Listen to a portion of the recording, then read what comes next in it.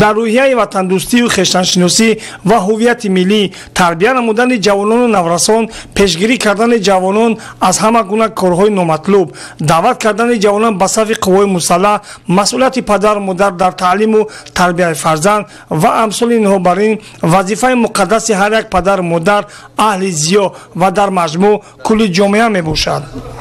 маҳз бо ҳамин мақсад ҷиҳати фаҳмондадиҳӣ кардани ҷавонон бо иштироки масъулини ноҳия, мақомотҳои ҳифзи ҳуқуқ, бахши кор бо ҷавонон ва варзиш ва дигар кормандони касбу кори гуногун дар ҷамоатҳои шаҳраку деҳоти ноҳия вохӯриҳои судманд баргузор гардид. масъулин ва дигар баромадкунандагон роҷеъ ба мавзӯъҳои пешгирии шомилшавии ҷавонон ба ҳизбу ҳаракатҳои террористию экстремистӣ,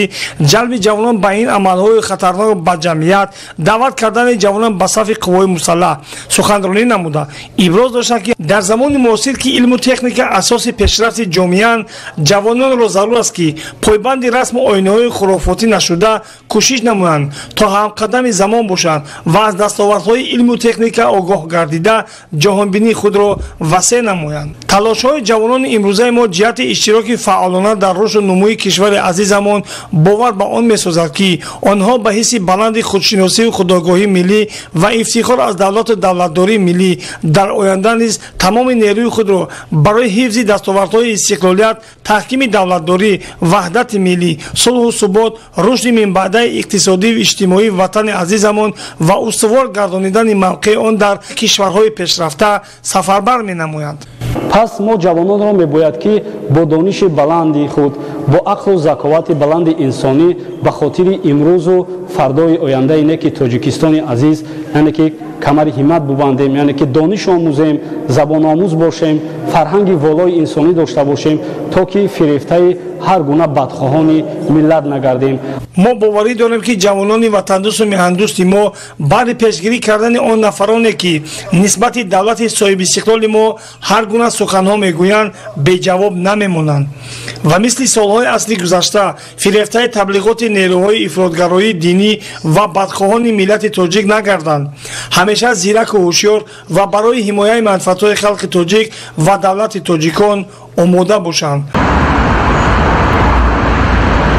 дар ҳошияи таҷлили рӯзи ҷавонон дар бинои агентии назорати давлатии молия ва мубориза бо коррупсияи ҷумҳурии Тоҷикистон бо иштироки донишҷӯёни муассисаҳои олии кишвар форуми ҷавонон таҳти унвони баланд бардоштани маърифати зидди коррупсионии ҷавонон омили рушди суботи ҷомеа баргузор гардид. чорабиниро муовини директори агентии ҳусни оғоз бахшида вобаста ба саҳми ҷавонон дар паст намудани шиддати коррупсия дар мамлакат суханронӣ намуда даъват ба амал оварданд ки зери сиёсати оқилона ва ҷавонпарваронаи асосгузор сулҳу ваҳдати миллӣ пешвои миллат президенти ҷумҳурии Тоҷикистон муҳтарам Эмомалӣ Раҳмон ҷавонони ба нангу номуси кишвар бо ифодаи олии ифтихори миллӣ барои пойдории сулҳу субот ва якпорчагии ватани азизамон инчунин барои аз байн бурдани падидаҳои номатлуби коррупсионӣ саҳмгузор бошанд. дар идомаи чорабинӣ муовини раиси кумитаи кор бо ҷавонон ва варзиши назди ҳукумати ҷумҳурии Тоҷикистон, намояндаи созмони амният ва ҳамкорӣ дар Аврупо дар Душанбе, намояндаи ташкилоти ҷамъиятӣ маркази мустақили ҳифзи ҳуқуқи инсон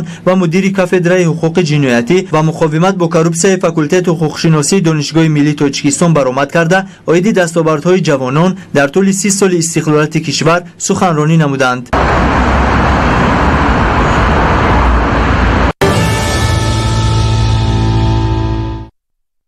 واقعا مکتب برای هر یک فرد خودآگاه خوششناس وطندوست و صاحب معرفت بارگاه مقدس آموزش علم و دانش و مرکز تعلیم و تربیت بوده. جهت تکمیل جهانبینی، ذهن و تفکر، ذکاوت و زیبایی پرستی، ملکه و مورد و آداب و اخلاق حمیده زمینه تقدیرساز محسوب می‌یابد. با مقصد بازهم بهتر کردن صفت تعلیم و آموزش فن‌های دقیق، پرزیدنت کشور محترم امامعلی رحمان در پیام قبلی خیش سالهای 2020-2040 را سالهای آموزش و رشد فن‌های طبیعت‌شناسی دقیق و ریاضی در ساحه علم و معارف اعلان نمودند. برای تطبیق این نقطه مهم پیام پیشوای ملت، آموزگاران مؤسسه تحصیلات میانه عمومی رقم 10 و لیسه دولتی رقم 1 نویه بوسه در همکاری با شعبه معارف نقشه چهاربینی تعیین نموده آموزش فن‌های دقیق را بهتر به راه می‌برند. ما ماموریت مؤسسه تعلیمی رقم 10 موافق نقشه چهاربینی شعبه معارف ناحیه بوسه نقشه چهاربینی تشکیل نموده در مؤسسه تعلیمی мувофиқи нақша озмунҳои фанӣ гузаронида истодаем ки дар озмунҳои фанӣ аз фани химия, география, биология, математика гузарондем ва омӯзгорони фанҳои дақиқ бо якҷоягӣ кор карда натиҷаҳои назаррасро ба даст оварданд. дар масъалаи таълимӣ рақами 10 ноябр бо истифодаи шароити мусоид аз ҷумла синфхонаҳои фанӣ омӯзгорони фанҳои дақиқ бо баргузории машғулиятҳои назаравӣ ва амалӣ дараҷаи саводнокии хонандагонро беҳтар ва бо бароҳ мондани пандбахш тариқи суолу ҷавоб дониши шогирдонро сайқал медиҳанд. воқеан заҳмати омӯзгорони фанҳои дақиқи муассисаи таҳсилоти миёнаи умумӣ рақами 10 ноябр дар омӯзиш ва рушди фанҳои мазкур эҳсос гардидааст ва иштироки фаъолонаи хонандагон дар озмуну олимпиадаҳои ҷумҳуравӣ ки чанде аз хонандагони ин муассиса ширкат карда соҳиби сипоснома гардиданд шаҳодат аз он мебошад. дар литсеи давлатии рақами 1 ноябр низ ки ҳадафи асосии омӯзгорон ин омода кардани хонандагони болоиққат ва боз ҳам тақвият бахшидани омӯзиши забони русию англисӣ ва фанҳои дақиқ мебошад, роҳбарати литсеи мазкур дар ҳамкорӣ бо шуъбаи маориф ва ҷалби омӯзгорони соҳибтаҷриба сар карда аз зинаҳои аввали таълим раванди омӯзиши фанҳои гуногунро дар сатҳи зарурӣ ба роҳ мемонанд. бо чунин усул ва методу корбарии омӯзгорон ташкил намудани машғулият имкон фароҳам гардид ки 3 нафар хонандагони литсеи мазкур дар олимпиадаи ҷумҳуравӣ аз фанҳои химия ва англисӣ сазовори ҷойҳои ифтихорӣ гарданд.